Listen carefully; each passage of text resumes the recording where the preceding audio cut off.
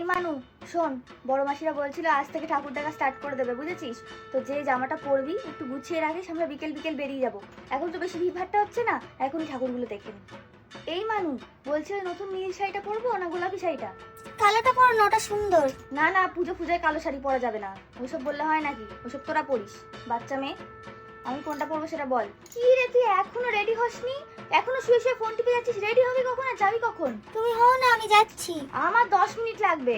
মানুষ শোন, একটা জলের বোতল নিয়ে বেরোবি, একটা ছাতা নিয়ে বেরোবি, যখন তখন বৃষ্টি আসতে পারে, কিন্তু বৃষ্টির কোনো ঠিক নেই, তুই ছাতা আর জলের বোতল নিয়ে বেরোবি। আর পুরোনো জুতোটা পরবি, নতুন জুতো পরবি না।